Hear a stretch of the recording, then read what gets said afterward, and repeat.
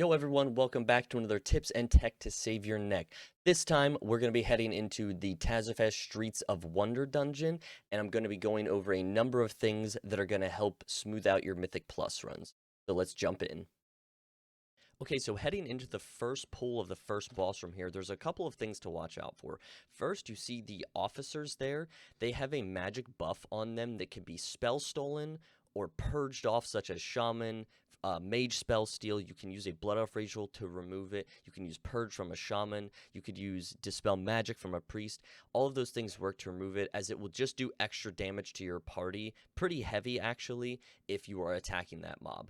Next, you're going to see the Interrogation Specialist putting out these glyphs of restraint on people. If you're a druid, you'll see in a second here, I'm going to be able to just shapeshift to remove that buff because it is considered a snare, so it's going to be able to be removed by shapeshifting naturally without having to do anything. You can see there in bear form, I shifted it off, and that way you can save your Dispel as the healer to remove it from another party member, as there's a couple of those going out. So continuing into the mini-boss pull here, there's a couple of things to watch out for again. First, the mini-boss will cast Rift Blasts, which are just lines that stretch across the whole room. You're just going to want to avoid those. Next, he's going to do a cast called Radiant Pulse. It's going to be pretty heavy damage on the whole group for about 3 to 4 seconds, so as the healer, make sure you're prepared to heal through that, and have your players use their defensives against it. The last thing he will do is called Empowered Glyph of Restraint. It's a cast that you're going to want to interrupt, and if you do not, it will put a magic debuff on the whole group that you've already seen that you can dispel from the specialist, but it will put it on the entire group instead of just one player. You can mass dispel it with priest, you can dwarf it off if you have that racial, you can singular dispel as the healer, but again, it's better to just interrupt that. Alright, so heading into the first boss now, there are still a number of mechanics to watch out for. First, you're going to see us pulling in those armed overseers. They have already been in this dungeon, but those are the ones that are creating the beam splicers that you're going to want to not walk through. If you accidentally stand in a beam, just make sure you use a personal defensive, as they put a heavy dot on you for about 8 seconds, and it's going to kill you if you do not use something. As far as the boss is concerned, you saw a frontal dare, charge slash, just don't stand in it. Next is this impound contraband. You can see it silenced me, and I ran over to that yellow glowing light and picked up my weapon.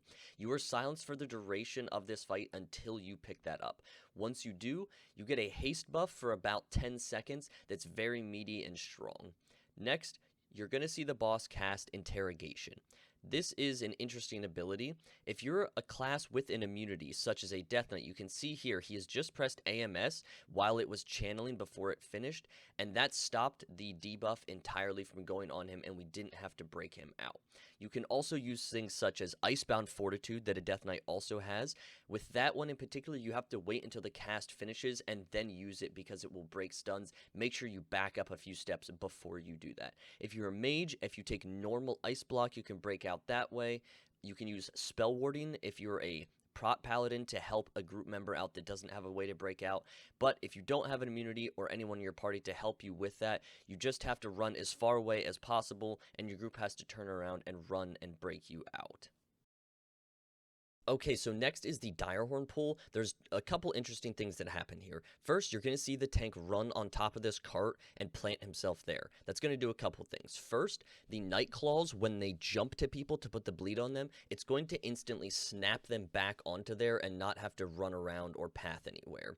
Next, you're going to see the Direhorn. He casts his Wild Thrash. That's still going to hit you a little bit from there, but that's okay. The important part is you can see here the Frenzy Charge is going to recast over and over on different party members. However, it's not going to fully channel, as the mob has no way to have a path available, and it will just end up preventing players from being stunned or taking damage and making the pull a lot smoother and quicker. So here we are on the second boss of the second boss, which is the Menagerie. And what's going to happen here is a few interesting things. You're going to see a debuff go out on 2 people. You can see I dispelled one there. You have to make sure you always dispel at least one of the 2 targets on this fight, as what happens is there is a huge burst of damage on the player that has that debuff. Make sure the person you are not dispelling has a defensive available, and if they don't, you need to make sure you put an external on them, as they will likely die as the key levels go higher. Next, you're going to see the orbs flying around the room. The person with the gluttony buff, which you can see is currently on the tank, denoted A by the icon on my voodoo, or B, you can see the swirling blue circle around him in melee there. If you have that, you can collect the orbs. Now, when you do, for every orb that you collect during the duration of you having that buff, you will get a damage amp. So it's actually very incredibly strong if you can manage to maneuver that buff around to your different DPS players, and if you can even eke out a possible timing to get it with their cooldowns, that's even better. That's just a bonus. But otherwise, just make sure you're bopping that around to your different DPS players. The last thing that this boss will do at the end here is just put on a Chains of Damnation on somebody. It will root them in place. You need to make sure that somehow you're giving them a freedom from a paladin, or they have an ability to get out of the chains, and if they don't, you need to kill them extremely quick, because these orbs floating around the room can still hit them while they're in that chains, and they will get one shot. And just one last thing to mention about the chains: if you're a druid, you can shapeshift out of that and not have to worry about it. Now we're heading into the mini-boss pool, and there's just a few things to look out for. One is that he's going to cast Shock Mines in a couple seconds, so you're going to see us stack up, and that's just to help stack them so we can create some space, so as the mini-boss fight progresses, we have room to move around and not worry about space. The other thing he's going to do is cast a Lethal Force on two players that will draw them towards each other.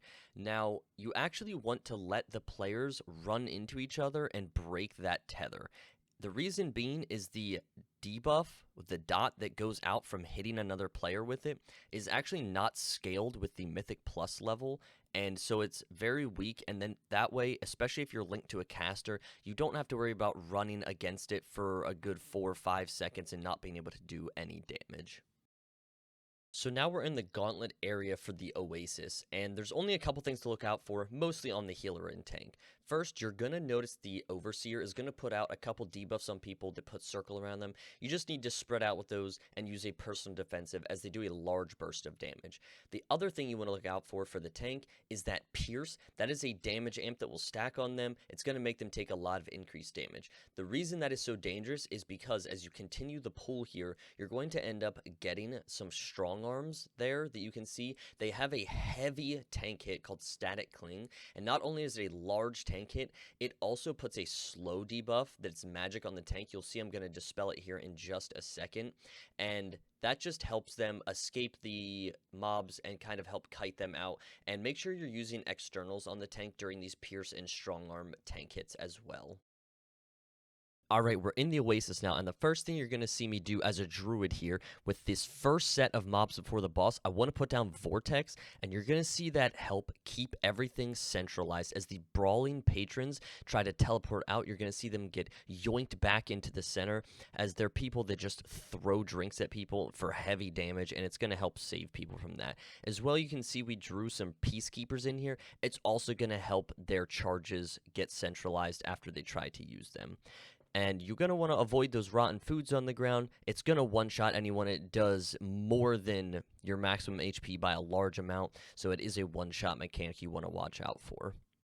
So onto the actual boss fight of the Oasis now. You can see us just getting sucked in there by that suppression spark, and you can see as the healer going to the drums, you want to click that as soon as possible, as it will stop the actual pull-in portion of that mechanic from affecting us.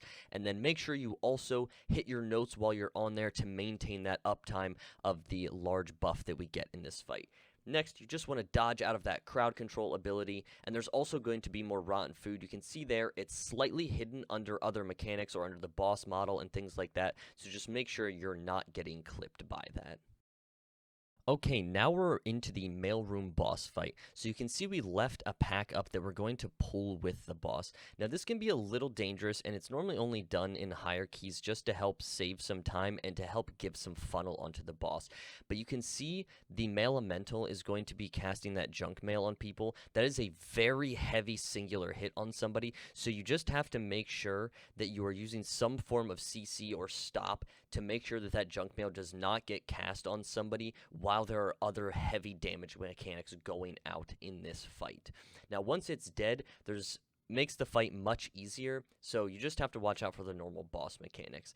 One of which is going to be these unstable goods you can see, and it's going to put a couple briefcases down. Especially as a druid, you can almost fully solo, or even can, most of this mechanic by using your Stampeding Roar or your Dash or Tiger Dash, whatever you have, and your normal cat form, to use very heavy movement to just run back and forth and get those in for your party so they can have as much DPS uptime as possible.